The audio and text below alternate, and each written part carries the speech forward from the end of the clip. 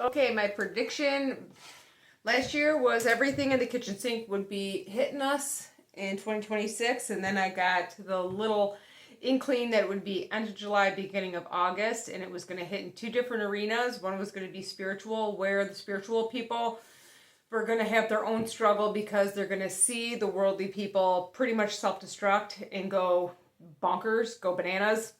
And our job is to sit back and kind of let God do his thing. Don't try to save everybody. They need to learn the lessons. They need to realize what's most important. So that was the spiritual aspect of it. For the worldly, secular aspect of it, I was not sure exactly what it was going to be, but it was going to cause major mayhem and people's way of life was going to be completely interrupted. And either it was going to force them into diving deep, figuring out who they truly are, and realizing what is truly important, or they would continue on in the material world, just worrying about TikToks and money and cars and influencing, and they were just going to be goners. So when I did my social media cleanse, I wasn't keeping up with a lot of things, so I didn't know if what was going on in the secular was actually true. I already knew the spiritual aspect of my prediction definitely did come true. I had several people stop me, several Christians stop me and tell me they just felt like they were at a resolve. They just didn't want to do anything anymore. And yes, that can be explained away through the Schumann resonance and through different things that are happening in our atmosphere. But I didn't find it coincidental that it was all the people that ate clean, moved their bodies, had very high moral compasses, were spiritual in some aspect, but most of them were Christian. They just felt completely drained and helpless, and they needed to get some type of permission to not keep diving in and trying to save people.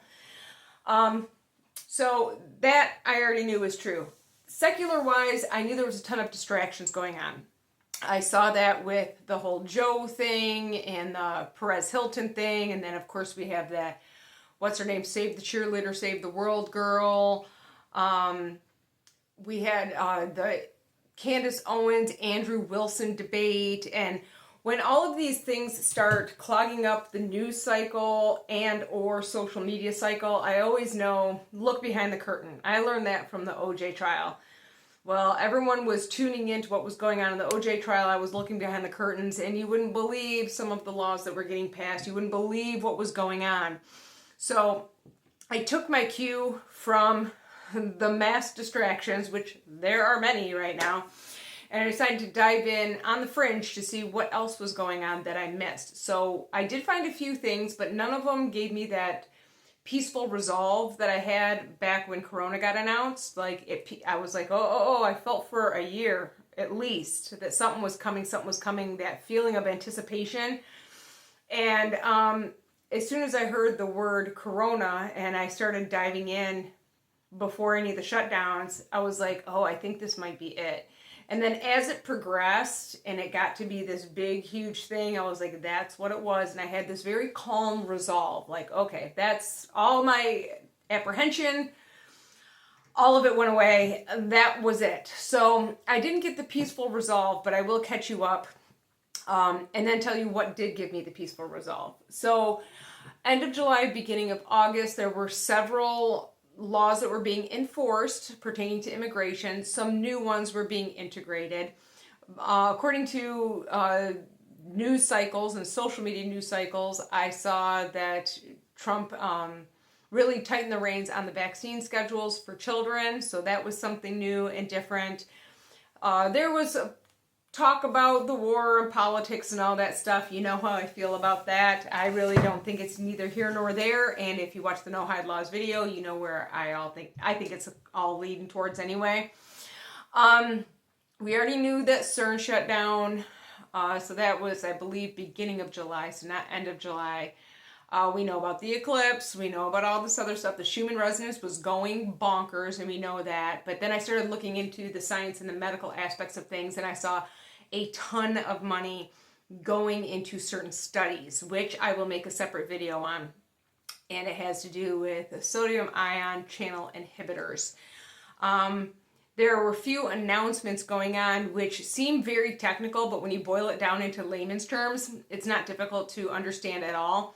But that is where I started to get that piece start creeping in. I was like, wait a minute, is this it? Is this it? If this grows, then that's it.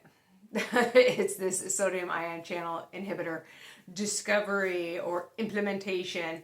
So I did some diving on that, and I actually wrote it down so I don't ramble on and on and on. And I will make a separate video where I read it to you, and we can have a little think tank, if you will.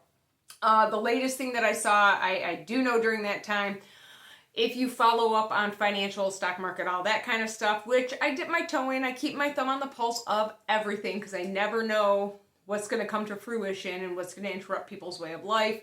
So I like to have my eyeballs on a little bit of everything. So financially, I knew before the announcement that our debt definitely went up. So it peaked at 40 trillion.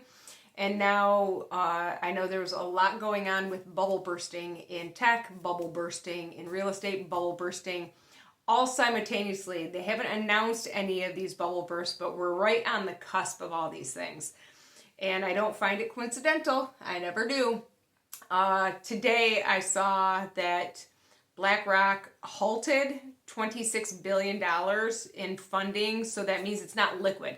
Now BlackRock is they manage $10 trillion worth of accounts, okay?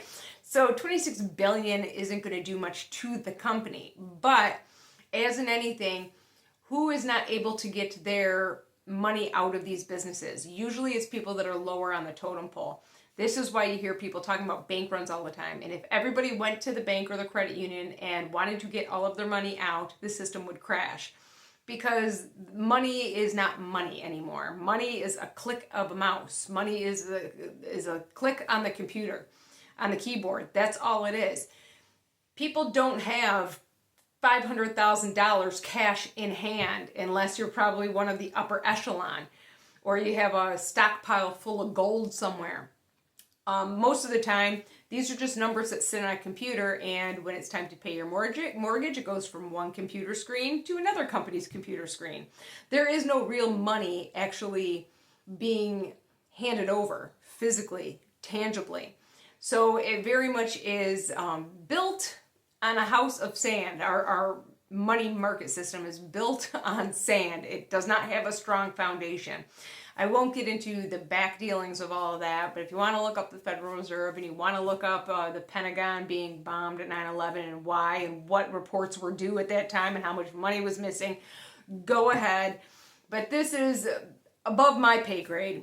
It's above my head because I'm a very, very simple person. I don't like manipulation. I don't like gaslighting. I don't like any of this nonsense. So it's not that I don't get it. I just don't feel the need to waste brain space and precious energy on these things because it's all material.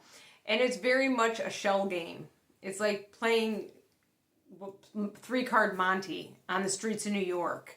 It's very much sleight of hand hypnosis. And since I'm certified in hypnosis as well, I think I would know a lot of these things that we buy into are just figments of people's imagination, and they make a suggestion, and if you're highly suggestible and you will adopt it, then here we have changed the way of life. And I think that's just what's happened from generation to generation to generation. So not only is it sleight of hand, it's sleight of hand from generations before us that we've just adopted. And I think that's why we're in the position we're in today, and I do believe there's a big awakening, and I do believe that the prediction was right. It hasn't come to full fruition though. But like I said, I'm going to stop this. I'm going to make a different video. I'm going to read straight off the computer of the notes that I took, and hopefully I don't ramble too much and you can follow what's going on my brain waves here. But yeah, that's just a little bit of an update. So if you're interested in sodium ion channel inhibitors, stay tuned because that's coming up, and I will do a giant video dump pretty soon. I have dozens of video on my computer and on my phone that I haven't uploaded to YouTube. That is, some of it's from like a year ago. So I should probably listen to it to see if it makes any kind of sense. But when that influx comes, I'm sorry if it annoys you. Maybe I'll try to spread it out. But you'll see me look much more attractive in the earlier videos. But yeah, okay, to be continued. Bye.